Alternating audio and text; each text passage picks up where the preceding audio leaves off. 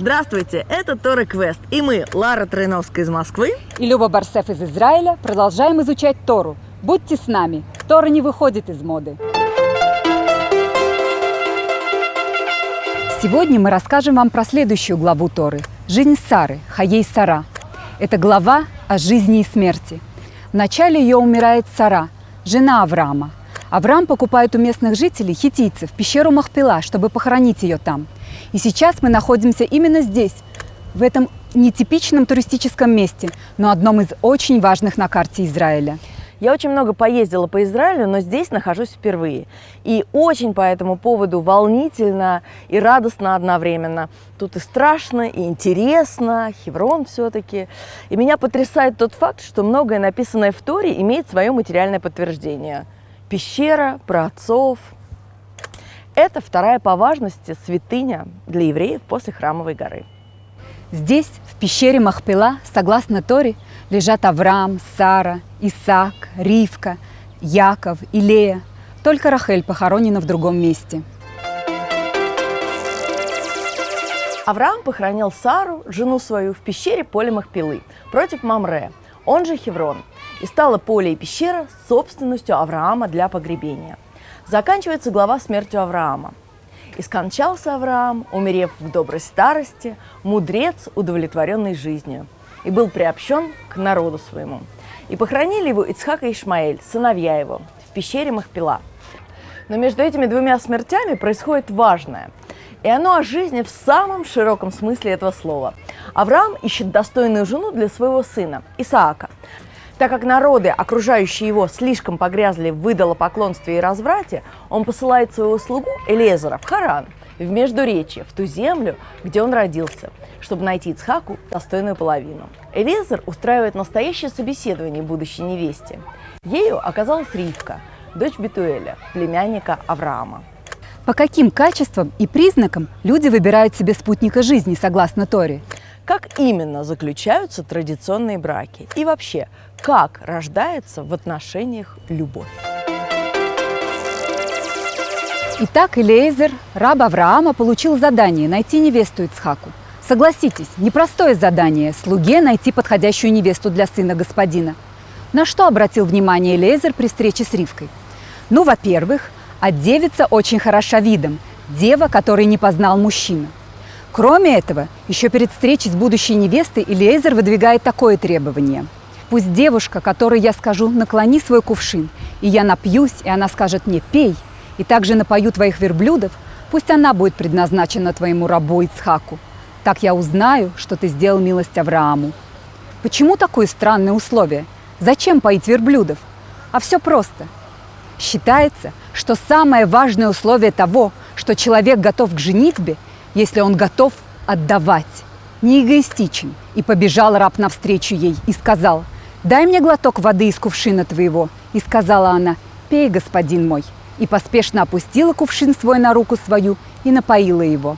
Напоив же его, она сказала: «И для верблюдов твоих начерпаю, пока не напьются вдоволь».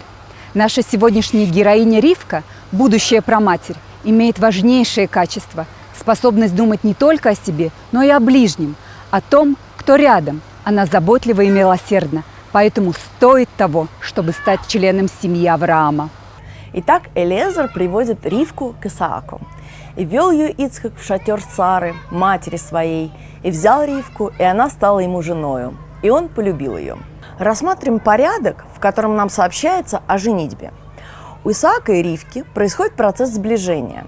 «И взял Ривку» – это физическая близость. Она стала женой. Психологическая. Он полюбил ее.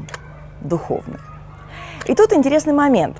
В современной традиции принято встречаться, влюбляться, признаваться в любви, а уж потом когда-нибудь и свадьба.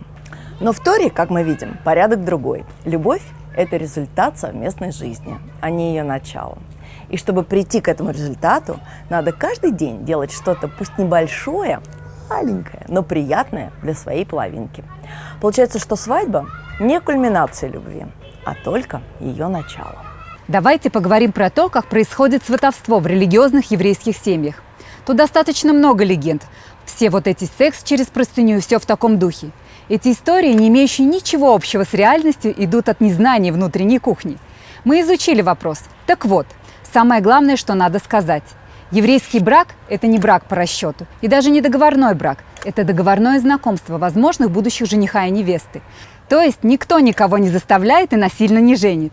Свадьба происходит только по обоюдному согласию обоих сторон. И это принципиальное отличие от любого договорного брака. Происходит это следующим образом. Родители находят подходящую кандидатуру с помощью друзей, знакомых или профессиональных шатханов, еврейских сватов. Процесс этот называется шидух. Во внимание принимается интерес обоих сторон в женитьбе.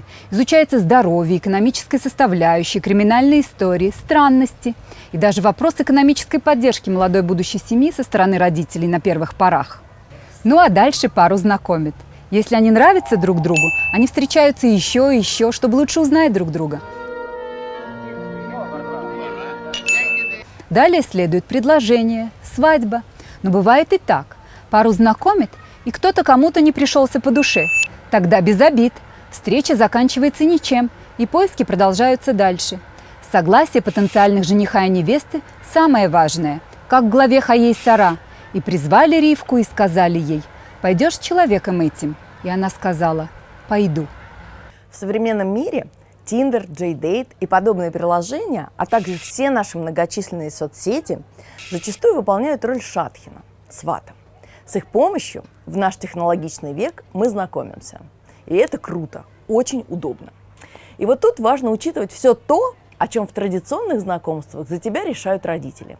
Понимать с холодной головой, насколько тебе этот человек подходит, прежде чем ты встречаешься с ним в реале. Любой брак на протяжении жизни испытывает подъемы и спуски. И если вам кто-то скажет, что у них все идеально и все годы все шло гладко, не верьте, вам нагло врут. Но многие кризисы преодолимы. Могу рассказать про себя. Я замужем уже 28 лет, и, понятно, многое пришлось пережить. Но мы всегда были одна команда, и оба работали, чтобы преодолеть кризис. Нас никогда не учили, как жить семейной жизнью. В какой-то момент мы просто поняли, что нам элементарно не хватает знаний, и пошли на курсы для семейных пар. Мы очень многому там научились, особенно прикладным методикам. Одна из моих любимых – пылесос. Если вам интересно, внизу ссылка на описание. А потом мы ходили еще и еще, и всегда находили для себя что-то новое, что помогало нам. Интересный факт. Религиозные евреи проходят такие курсы перед тем, как вступить в брак. На таких занятиях их обучают многому, от советов в интимной жизни и до того, как помогать друг другу по дому и разделять домашние обязанности. Возможно, нам всем не мешало бы наравне с математикой и языками поучиться в школе и этому.